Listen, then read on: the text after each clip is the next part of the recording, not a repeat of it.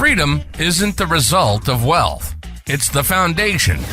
Welcome to Wealth Independence, where freedom leads and real wealth follows through battle-tested strategies, hard-won lessons, and real-world experience. You'll discover how to accelerate your path to true financial independence. And now your hosts, Dustin Bailey and Adam Penn.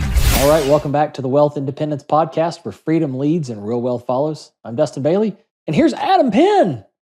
Hi, Adam. Hi, Dustin. How are you? Happy Tuesday.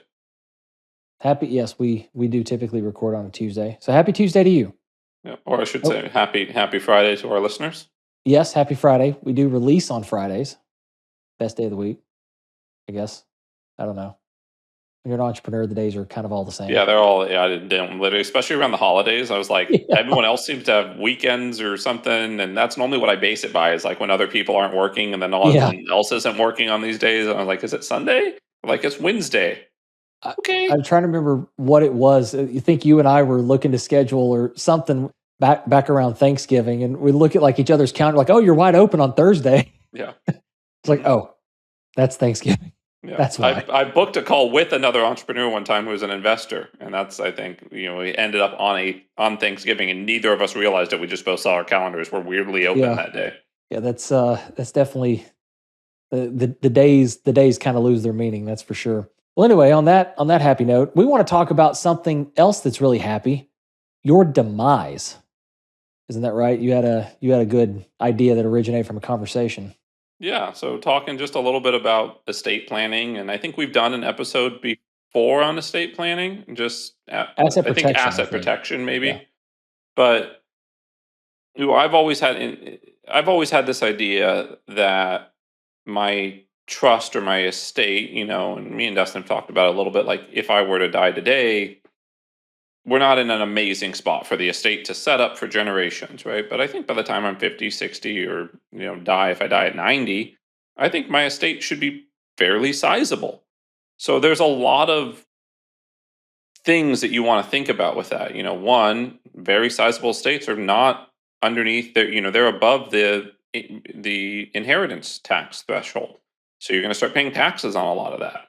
You're going to have to deal with, sizable estates shouldn't be under probate. They should all be, through a trust. But if anything didn't end up in the trust, it's going to go through probate. So there's items, and then there's probably companies you own and things, boards you sit on and other items around your estate, especially the more complicated it gets. And we don't want to be, I know a lot of our listeners don't have incredibly complicated estates, but as they add a few private placements, even if they have a massive stock portfolio, right? I have one friend who, he's never told me the number, but probably has a $6 million, $4 million, something like that stock portfolio. He's planning to just live off of dividends. That's his whole goal, is just live off the dividends. And he's going to work till he's like 68, 67, something like that. And so he'll have Social Security, and he'll have that. He's a software engineer. He does, he's fine. He's not breaking his back. But even that, when he dies, if he just lives off of dividends and that keeps growing, means his heirs are going to inherit some massive portfolio.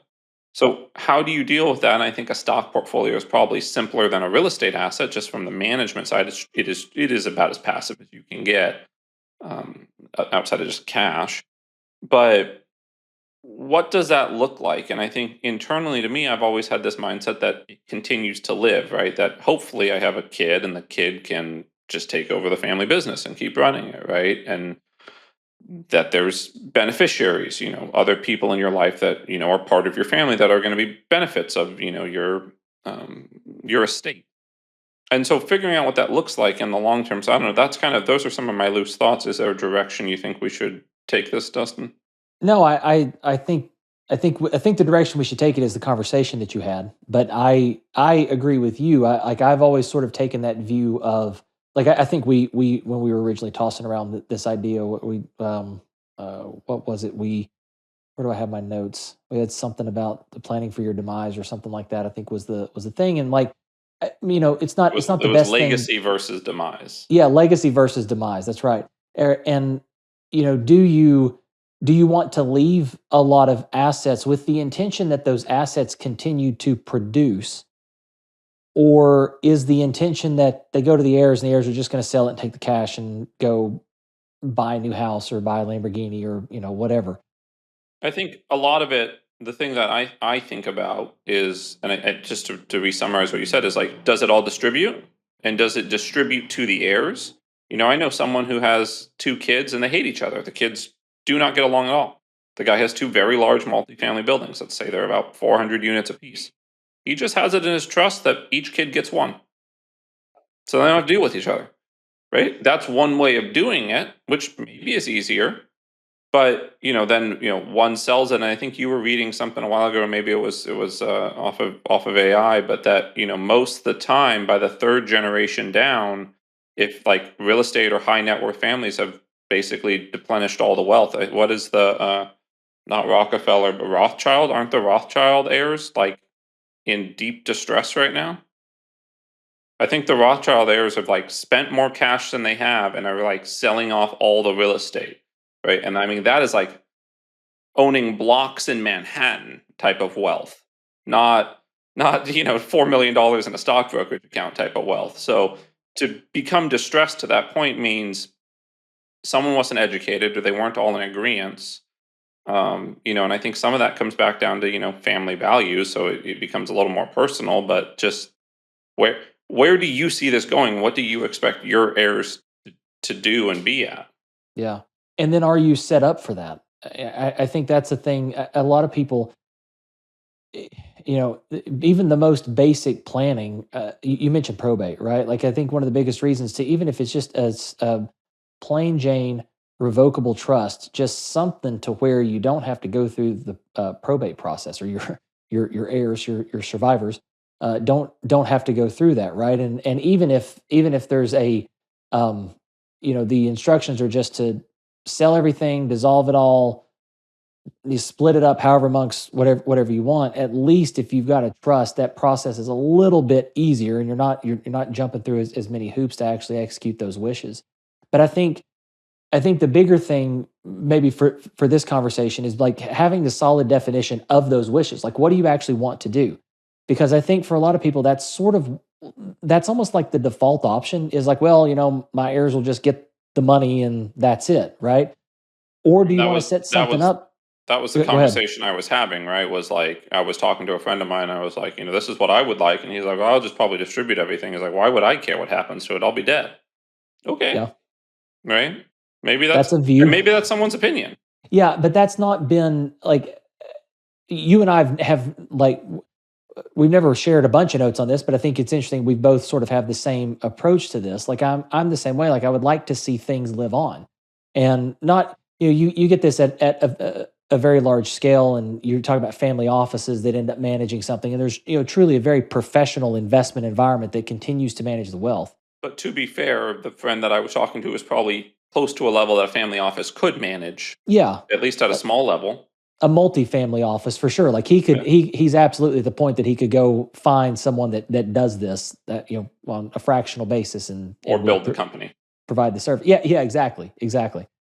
I don't know. One of the things with this, I think I pulled it up here in the Bible, Proverbs chapter 13, verse 22. The first part of it says, "A good man leaves an inheritance to his children's children." And I think about that often, and like the people who, want to, the idea is you would just liquidate everything and give the cash to your kids, or the idea that the last check that you write bounces to the funeral home. Yeah, exactly. Like, I think you have to have some of this legacy planning. If your objective is to leave an inheritance to your children's children, there's got to be some level of management of the wealth that exists at the time that you die in order to keep that going on. Otherwise, yeah, it goes within 3 generations. Anything that did exist is completely gone. So I think this has to be a very active decision to say, we're going to set this up in a way that the objective is not to dissolve it all, but to continue to manage it, to continue to provide, continue to make new investments, right? I think that's a completely different view. And I don't know, that's kind of the way that I've just always sort of naturally approached it. But I think especially from the conversation you had, I think there's a lot of people that's just like, I don't know, we'll just sell it all and take the cash. I don't care. the point of this conversation, though, or this podcast, is to say that there are different options and that those things are normally easier done while you're still alive, right? They're impossible once you're gone. And I think there's more than just setting up the paper, right? There's setting up the intent and making sure, there's some people I know that they're like, I have no idea what my parents' will is or trust, right? I don't know what happens when they die, right? And then there's that which is surprising to me, right? I feel like when I have kids, they will know exactly what happens, right? They will probably help draft a lot of any amendments that happen to it, or, well, you want to do this and you want to do that, right? And be able to, make sure that things are set up such that they can continue to live on. There's family dynamics play a role into this as well. And I think you gave the example of a friend, I think it was, that's got the kids that hate each other, right? Like, okay, in that kind of instance, does it make sense to have some third party come in and try to manage some existing assets for their benefit? Or is it really, in that case, just easier to sell them? I don't know. This is a very personal decision, but and I think that's sort of the things that have to be balanced, or like philosophically, how do you view legacy, but then also what makes sense given the real life family dynamics. And I think that's going to be a different. Just make sure you only ever have one child with each generation. Yeah. And hopefully it just keeps getting passed down and down. But yeah, I don't know. I don't know if there's a ton of like actionable things here, but I thought that was just a really like for folks who haven't thought about this, and I imagine most of the folks we've got that are listening to this podcast are on the younger side. So this seems like it's really, really far away. But at the same time, if you kind of know that, okay, this is what I want, you can start setting stuff up, right? You can start putting the trust structures in place. Trying to identify someone that might be the person that, even if you died in the next few years, that might go ahead and start continuing to manage any sort of wealth that has already been accumulated. So it's never, I know, being younger, it seems like that's far off, but at the same time, this is like you want to start doing this. Easier to set it up now and keep it organized than have some new foreign object that you don't know what to do with 20 years down the line. That's exactly I will add that, for anyone that's interested, they can probably send an email to asset protection not asset protection, scratch that, to estate planning at wealthindependencepodcast.com. And wealthindependencepod.com. If only I knew our website. It'll be in the show notes. It will be in the show notes. And we can set you up with we have an asset protection and estate planning firm that we love working with called Trust Day and Associates out of Solano Beach, California. They really know what they're talking about. I would call them probably one of the, I believe they're on the upper echelon of estate planning attorneys. They're not just drafting a living trust and making sure your things are in it and walking away and that, you avoid probate, which is what most estate planners do. They really kind of, I think, understand the next level to it. Yeah. But at the same time, they can't make the philosophical decision for you. And how you want some of that stuff to actually be executed is really going to be up to you individually. And so they're I think the best probably in the country at setting up the structures and ensuring that from an asset protection standpoint that it's bulletproof and they can guide, but you have to have your own philosophy. Like you kind of have to come to the table knowing what you want the end result to look like, and they can structure it so that it's done correctly and done in a sound way, and it's going to survive. And if there are legal attacks along the way and other sort of threats from an asset protection standpoint, that they'll do it. But yeah, you definitely got to have that point of view. I don't know that I have a whole lot else to add. I don't know if there was anything else from the conversation that you had that might have been relevant, other than just the two different points of view. I think it's just that there's 2 points of view, and I think that the sooner you think about it, right, that part of me wonders if from that conversation it's less of a desire for the kids to continue on the legacy and more of a, this is what I've done, they're not involved, why would I try to change it now, right? So to your point of starting earlier, and especially if you start to get to sizable net worths, So I think a good example is, and I don't think this is private information, but Ken McElroy has a large estate and has 2 kids that work in the family business. And I assume they will both end up with a share of it. And one of them will probably end up running it. So I think there are, we see other people with very large net worths that, are early on, Kenny's not that old. He's probably young 60s. Yeah, early mid 60s. he's setting up ability for the kids to understand the business, take over the business. He lives that life more than other people, but really kind of continue on. And that's, before we started this, I had a loose analogy of, a plumber hands the plumbing business over to his son who becomes a plumber. But like Kenny's business is not small, right? We're reasonably talking about $1 billion business or damn close to it. So in assets, for sure. In assets, yeah, right. And I mean, the revenues in the tens of 20s to hundreds of millions a year, probably. And especially if you just count rents collected, I'm sure it's probably hundreds of millions. So all of that to say that even there, you're able to still hand it down and create plans. And I'm sure that does not dissolve when he dies. Right? Like there's no way MC Companies just ceases to exist. I think that might be a good framing too. Like you've obviously got people who, if they have a business, and there's the question of the legacy plan about the business itself, but then do you want to treat your investment portfolio as a business? Because especially if you have amassed a decent amount of assets, and assuming it's not just your entire portfolio sitting in an S&P 500 index fund. The equity on that doesn't go down though. Yeah. Reference our other podcast for that. Shoot, you made me lose my train of thought. If you just have a bunch running the assets as a business, if it's not just there you go. Thank you. Yeah, the business that you're handing down becomes the management of those assets. And again, I know that there's, I'm not trying to present us as experts on this, and there's a wide variety of factors that will play into it. Again, the family dynamics are huge. If your kids want nothing to do with it, then maybe selling everything is what makes the most sense.